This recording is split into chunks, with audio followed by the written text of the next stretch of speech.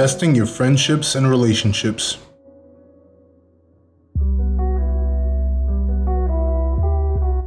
Welcome to the Live Free Universe. I am YG Reno, and thank you for watching this video.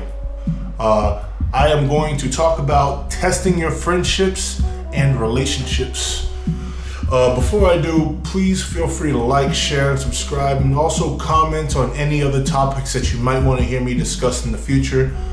So far, I'm going to be doing these topic videos until I start to work out some other things. But yeah, let's get right into it. The reason why you want to test your friendships is because sometimes you have people in your life that are toxic, or they take away from the best qualities of yourself that you should be using to help yourself rather than help the people around you. It's kind of hard to do that, especially if you're a very emotionally attached person, or you're a person that relies on people to be around you in order to feel comfortable as yourself. But still, it's always great to test your relationships to see where you stand. Using the broke boy strategy, I think, is a great way to go. Broke boy strategy, again, is when you spend less than you have and you live in such a quality of life that it doesn't exactly match how much you make. So if you make good enough money to drive a really nice car, you drive a more relaxed car, something more calm, something out of sight, low key, in order to keep people from wondering what it is that you have or who you are. Also, not spending money and going out as much, spending more time doing things that are more like internally beneficial, like reading books, or maybe I don't know, some people play video games. I think that helps, but it doesn't help. Like, I play video games sometimes, not that much, but still, I think it helps in a certain aspect, but it can become an emotional crutch as well. So I don't really know how I stand with that. But using the broke boy strategy, first you need to know if you're someone's support. If you're somebody's support, you'll know it because they'll always ask you for favors, or they'll always be around you to see what's going on, or to see if they can get something from you, or if they can borrow your car or some money, or they always call you when they have trouble, or they're just overall there in order to take away from your own value in order to add to their benefit. You have to know if your needs aren't met as well. If your needs aren't met, it's when you're in this relationship and you're talking to this person, it's just they don't really care about you. You tell them you have a dream, or you tell them you're going in a certain way, and they listen to you. Yeah, sure, they listen to you, but they don't really check up on you, or nor do they want to work with you or even discuss with you about what it is that you're trying to achieve. That's a great way to figure out whether your relationships are toxic or not. Understanding why you're in that relationship or that friendship. When you have your friends, or even the person that you're with, why are you with them? Are you with them simply because you're emotionally attached to them? If that's why, then you need to see, is this something that you lean on like a crutch, or is this something that's like more of an interdependent relationship? Interdependence is when you get two people that are able to stand on their own to stand together. So it's not that I have 1 foot and you have 1 foot, so we have 2 feet. It's that you have 2 feet and I have 2 feet, so we can both run, right? Depending on your relationship, metaphorically speaking, if I have 4 feet, at any moment, one of the sets of feet can relax while the other one runs because they're independent, right? They're able to run on their own without the other person, and then without the other person doing the same thing, they can relax, and then they'd switch off so they conserve energy and get much further, right? If you don't have relationships that are interdependent, you can't dream. You can't develop a purpose that is truly helpful, because when you're with a person that is dependent and you're an independent person, what you do is you find yourself always having to lean into them. Always. When you find somebody that's emotionally dependent on you, or emotionally toxic and manipulative, which is also an emotionally dependent person, don't ever forget that. An emotionally toxic person or like a person that knows how to like really eat at you. They're dependent. They need your energy in order to feel alive because they don't love themselves. You need to remember that. That's very, very important. Finding people to help expand your worldview. It's great to look for people that is outside of your actual living, your where you live. Finding people that live in different lifestyles in order to help give you a better mindset above the world and the things that you wish to accomplish. It's a great way to give you insight into the things that you may want to do with your life. And also, you get a chance to explore things that maybe you may have never even thought of, like learning the tax code, or learning how the way America works, or learning the money system. You know, most people don't care about that stuff. The importance of having an open mind. If you don't have an open mind and you're closed off into the way you live, you never really get to judge whether you're doing the best things you can do for your own personal life. Listen, sometimes we live a quality of life helping someone else out, and we think that's the right thing to do. We give somebody else our energy, like working a 9 to 5. You realize that when you work a 9 to 5, you get paid hourly, while somebody else gets paid the large lump sum of the goods being serviced, right? Meaning, if I own a company and I sell products that all cost $60, let's just be short with it, and I pay you $12 an hour to sell these products, and I'm selling these products at 10 units an hour, right? So I'm making $600 and you're making $12 an hour. Okay, so let's times that by 5. No, let's just have an 8, right? So I'm gonna do this right here because I'm really good at math, right? So 12 times 4 is 48, times 2 is 96, right? So you get paid $96 and I get paid 60 times 10 times 8. So 600 times 8, what's like 4,800? Something like that? No, yeah, right? Yeah, 4,800. I get paid $4,800. While you get paid $96 in order for you to service my goods rather than you owning your own goods. So it don't matter. It don't matter.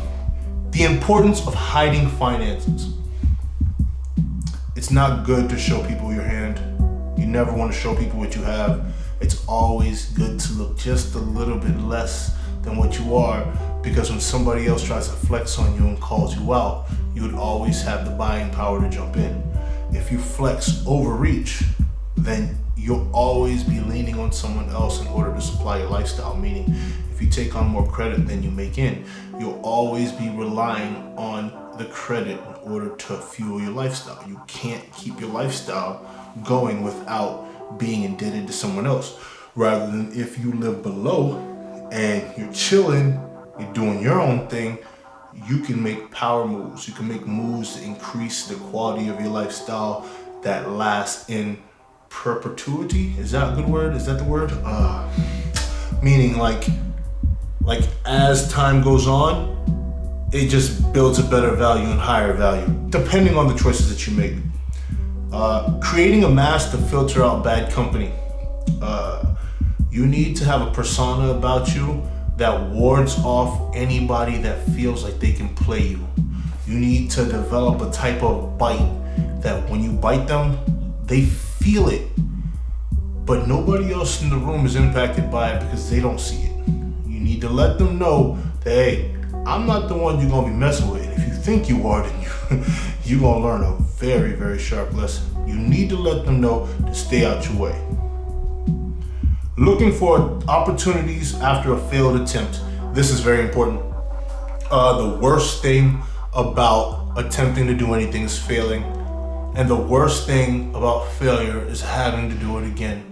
But that is the best thing you need. You need to fail and get up. Because if you don't fall and you stay on an elevated cloud, when the bubble pops, Great Depression. Look at what happened with people. 9/11, look at what happened with people. 2008 housing market crash, look what happened with people. Quarantine, COVID 2020, look what happened with people. People make very, very bad decisions when they fail after so much success, because they weren't mentally prepared for it. You need to know how to fall in order to know how to get up again, so that when you do stay high up, you're always aware. You're always continually paying attention to what can happen, all the pitfalls around you. Understand how your language impacts your relationships. The way you talk to people and the body language that you assume when you're talking to people directly impacts how your relationship evolves and how your relationship works. Because when you're talking to somebody with a more passive attitude, as if you don't really care what comes, what happens, what happens is you get sucked into the whirlwind of their energy. Even if you are someone that may be purposeful when you're at work, if you're not purposeful in your relationships, you leave idle energy which you did not assume control of for the other person to assume control of. You need to do that. That's a little higher advanced. If you understand what I'm saying, you know what I'm saying. But if you don't, I mean, I can't lie to you, I really just got into it over the last 5 years. But one thing I really do want to talk about that I didn't plan on talking about, that I mentioned earlier, is credit. I don't know if you guys know how credit works. Some people say you shouldn't use credit, you should just use your own cash. And some people say you should use credit. And I honestly agree with both. I believe that you should use your credit, but always spend less and only the money that you already have in cases, unless it's an emergency. But then if it's an emergency, if you don't have an emergency nest egg, you shouldn't be using credit. You see what I'm saying? But anyways, all I'm saying is with credit, I think that you should use it in order to build business funds, or funds in order to build better assets for the future, not for things like vacation or a new car or rims on a car or a bedroom set. I think all that stuff you need to pay for with cash right there. Or if you have the cash already, spend the credit card and then give the cash to the card, leaving a small amount of debt in order to build credit. Because if you leave no debt, they assume that they still can't trust you, because they know that they can't rely on you to give them more money. And that's what credit is. Credit is all a game. It's like, hey man, I'm the banker, you are